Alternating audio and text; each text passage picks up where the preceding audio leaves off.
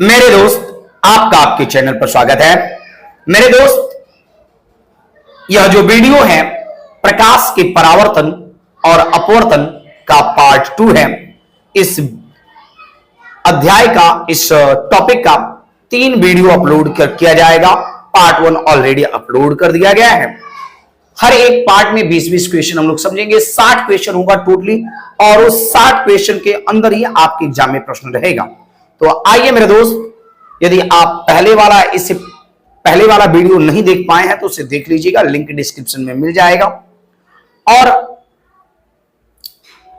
तो शुरुआत किया जाए आज की क्लास। तो मेरे दोस्त, प्रश्न है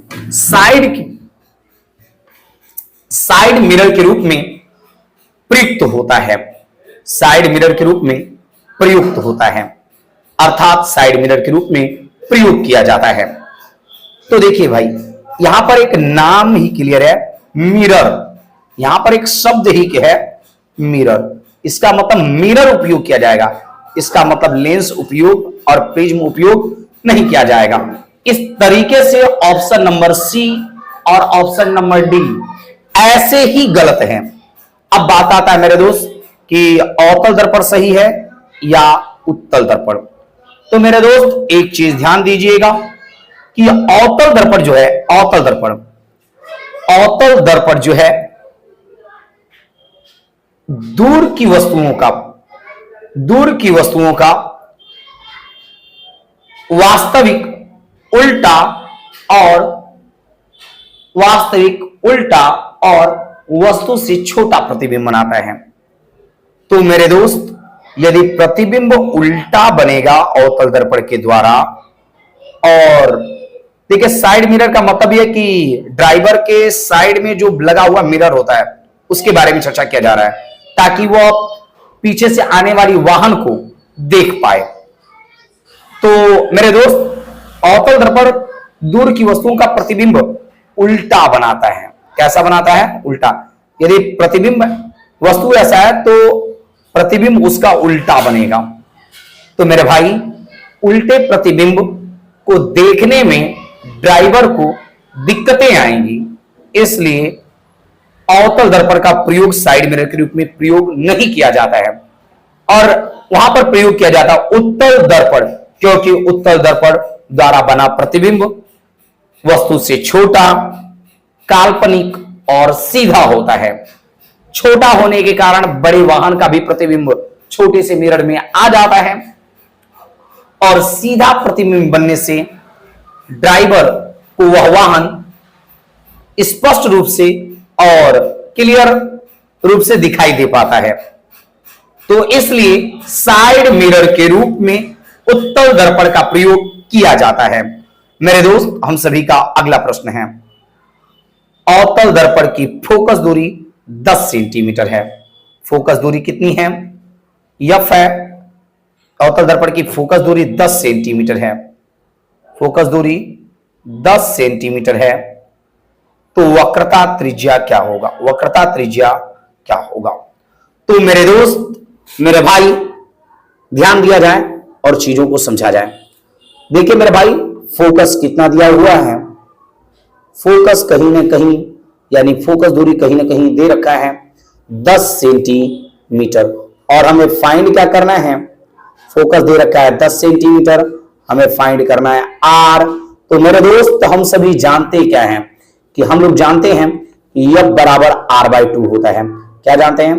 F बराबर R/2, यानी F यदि 10 दिया है तो सूत्र बनेगा R/2, यानी R का मान हो जाएगा मेरे दोस्त, 2 भागा में इधर आएगा तो गुणा में, तो आपका हो जाएगा इसका सही आंसर 10 दूना के 20।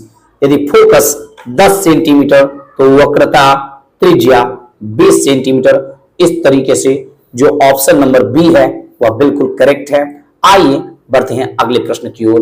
मेरे दोस्त, हम सभी का अगला प्रश्न है, निर्गत किरण और अभिलंब के बीच के कोण को क्या कहते हैं? निर्गत किरण और अभिलंब के बीच के कोण को क्या कहते हैं? तो मेरे दोस्त, इस चीज को समझने के लिए पहले एक चीज ध्यान दीजिएगा। आपतित किरण और अभिलंब, आपतित किरण और अभिलंब के बीच का जो कोण होता है आपतन कोण कहलाता है। कौन सा कोण कहलाता है? आपतन कोण। ठीक इसी तरीके से मेरे दोस्त क्या बोला जाए कि परावर्तित किरण और अभिलंब के बीच जो बना कोण होता है उसे परावर्तन कोण कहते हैं। क्या कहते हैं? परावर्तन कोण। उसी तरीके से अपवर्तित किरण और अभिलंब के बीच जो कोण होता है उसे अपवर्तन कोण कहते हैं। ठीक उसी प्रकार से निर्गत किरण और अभिलंब के बीच बना कोण निर्गत कोण कहलाता है। आइए मेरे दोस्त अगले प्रश्न की ओर बढ़ते हैं। मेरे दोस्त प्रश्न है, सरल सूक्ष्मदर्शी में किसका उपयोग होता है? नॉर्मल सूक्ष्मदर्शी होता है तो उसमें आप देखे भी होंगे, आपको पहले इंस्ट्रूमेंट बॉक्स जो होता है उसमें छोटा सा आया करता था लेंस। तो जो सरल सूक्ष्मदर्शी होता है, सरल सूक्ष्मदर्शी में उत्तल लेंस का प्रयोग किया जाता है, इसमें कॉन्वेक्स लेंस का प्रयोग किया जाता है। मेरे दोस्त अगला प्रश्न है, किस लेंस को के द्वारा सिर्फ काल्पनिक प्रतिबिंब बनता है? किस लेंस के द्वारा सिर्फ काल्पनिक प्रतिबिंब बनता है? तो मेरे दोस्त अवतल लेंस के द्वारा केवल काल्पनिक प्रतिबिंब बनता है। उत्तल लेंस के द्वारा दोनों प्रकार का प्रतिबिंब बनता है, वास्तविक भी और काल्पनिक भी, वर्चुअल भी और रियल भी। ओके, तो किस लेंस के द्वारा सिर्फ काल्पनिक प्रतिबिंब बनता है? तो अवतल लेंस के द्वारा केवल काल्पनिक प्रतिबिंब बनता है और उत्तल लेंस के द्वारा दोनों बनता है। हाँ, लेकिन मिरर का बात रहेगा, मिरर दर्पण का बात रहेगा तो उल्टा हो जाएगा। अवतल में दोनों बनेगा, अवतल दर्पण रहेगा तो दोनों बनेगा, लेकिन अवतल लेंस रहेगा तो केवल काल्पनिक बनेगा। ठीक है, आइए मेरे दोस्त अगले प्रश्न की ओर बढ़ते हैं। मेरे दोस्त हम सभी का अगला प्रश्न है, परावर्तन के नियम से निर्धारित होता है। तो मेरे दोस्त आप जानते हैं परावर्तन के दो नियम हैं और परावर्तन के नियम से आप जानते हैं कि कोण आई बराबर कोण आर। आई है आपतन कोण और आर है परावर्तन कोण। तो देखिए यहां पर अपवर्तन है, आपतन परावर्तन के नियम से यहां पर आपतन कोण होना चाहिए। ओके, आप तो इसका जो बिल्कुल करेक्ट आंसर ऑप्शन है, ऑप्शन नंबर ए करेक्ट है बिल्कुल। आपतन कोण बराबर परावर्तन कोण, यहां पर अपवर्तन कोण है, आपतन कोण बराबर परावर्तन रहता तो ये भी सही होता, लेकिन यहां पे है विचलन कोण। ओके, आइए मेरे दोस्त अगले प्रश्न की ओर बढ़ते हैं। मेरे दोस्त हम सभी का अगला प्रश्न है, काल्पनिक प्रतिबिंब होता है। तो मेरे दोस्त काल्पनिक प्रतिबिंब सीधा होता है और वास्तविक प्रतिबिंब उल्टा बनता है। ओके, यानी जो वर्चुअल इमेज होता है वह इरेक्ट होता है, वर्चुअल इमेज इरेक्ट होता है, काल्पनिक प्रतिबिंब सीधा होता है, आभासी प्रतिबिंब सीधा होता है।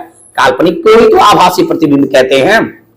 आइए मेरे दोस्त आगे बढ़ते हैं। हाँ, लेकिन वास्तविक प्रतिबिंब रहेगा तो उल्टा बनेगा, इन्वर्टेड। मेरे दोस्त अगला प्रश्न है, लेंस में मुख्य फोकस की संख्या कितनी होती है? तो लेंस में मुख्य फोकस की संख्या 2 होती है। मेरे दोस्त अगला प्रश्न है, सर्च लाइट में या सर्च लाइट का परावर्तक सतह होता है।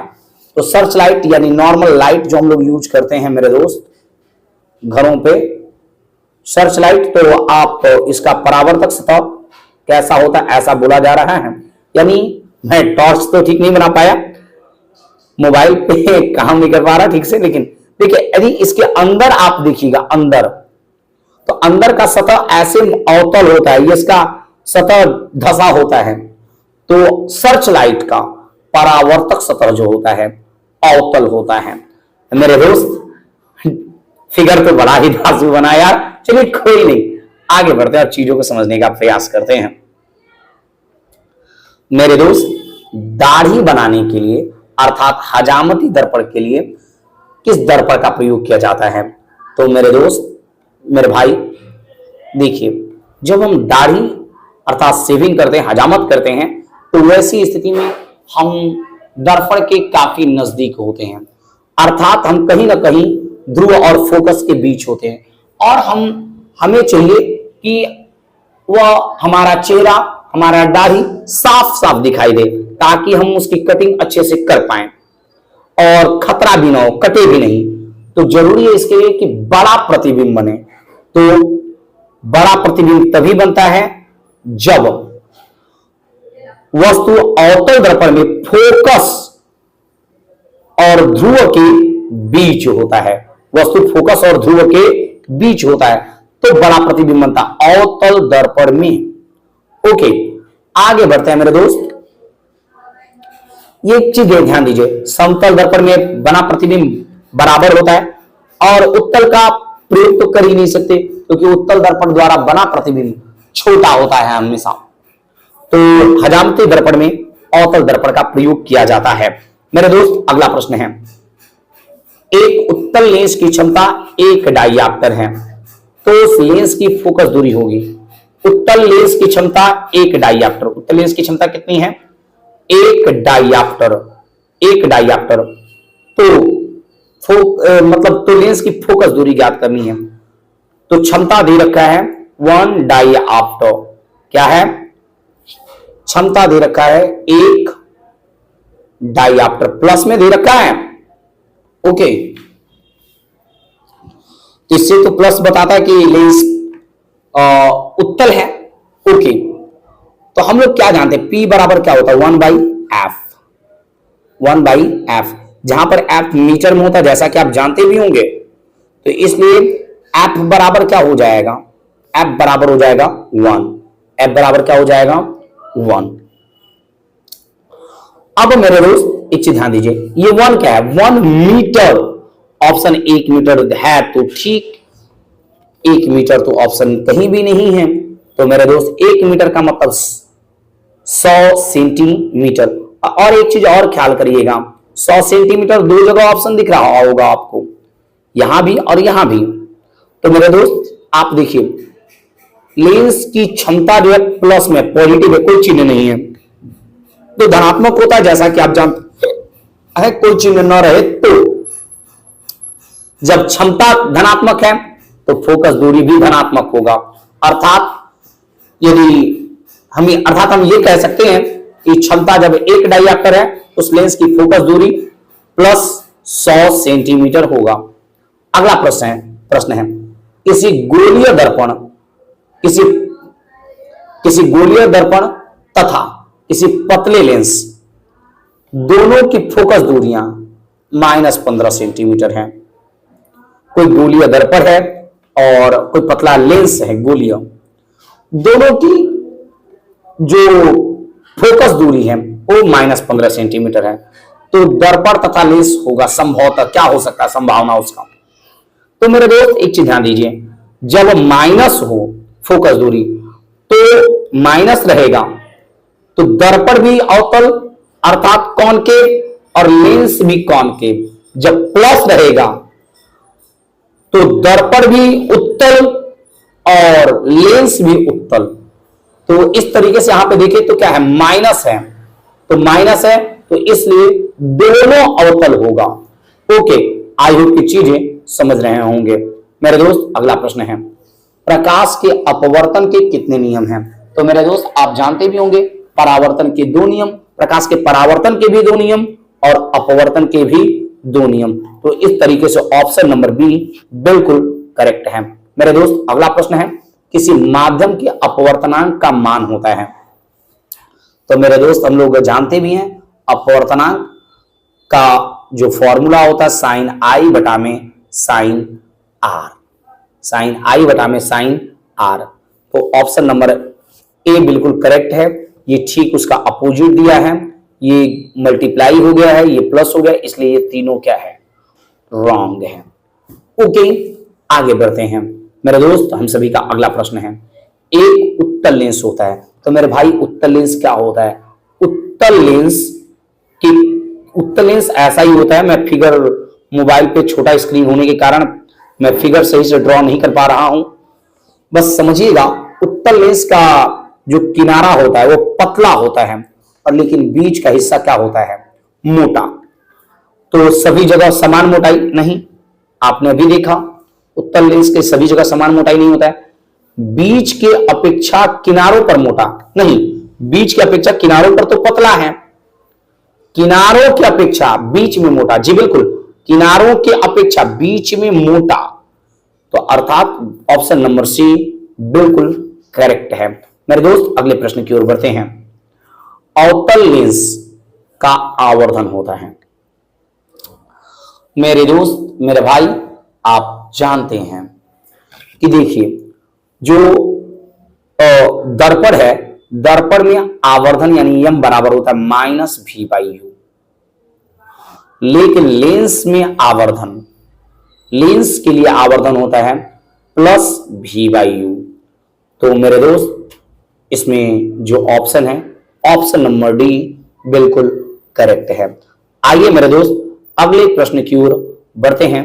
मेरे दोस्त हम सभी का अगला प्रश्न है, गोलीय दर्पण में फोकसांतर, फोकसांतर मतलब फोकस दूरी, और वक्रता त्रिज्या के बीच संबंध है। नॉर्मल f बराबर r/2, लेकिन गौर करेंगे तो f बराबर r/2 कहीं दिख ही नहीं रहा, तो फिर r का मान निकाल लेते हैं। तो r बराबर क्या होगा, f बराबर 2/r है, ये तो गलत हो गया ना जी, ये वाला ऑप्शन। तो r बराबर निकालेंगे तो 2 इधर आएगा, तो r बराबर 2f। इस तरीके से ऑप्शन नंबर ए बिल्कुल करेक्ट है। मेरे दोस्त अगला प्रश्न है, सोलर कुकर में प्रयोग होता है। तो भाई सोलर कुकर जो होता है, सोलर कुकर को जरूरी क्या है? सोलर कुकर सूर्य के द्वारा भोजन बनाने वाला कुकर। तो भाई सूर्य की रोशनी के द्वारा जो है भोजन तभी बन पाएगा कि जब सूर्य की किरणों को इकट्ठा किया जाए, क्या बोला जाए, आप अभिसृत किया जाए, सिकोड़ा जाए, एक जगह पर इकट्ठा किया जाए। तो अवतल दर्पण ही एक ऐसा दर्पण है जो किरणों को सिकोड़ता है, अभिसृत करता है किरणों को, कई दिशाओं से आने वाली किरणों को एक जगह सिकोड़ देता है। सिकोड़ने के कारण जब कई जगह से आने वाली किरणें एक जगह पर आएंगी, तो सिंपल सी बात है कि यहां पर जो तापमान होगा वह अपने आप क्या हो जाएगा, बढ़ जाएगा। तो इसलिए सोलर कुकर में अवतल दर्पण का उपयोग किया जाता है।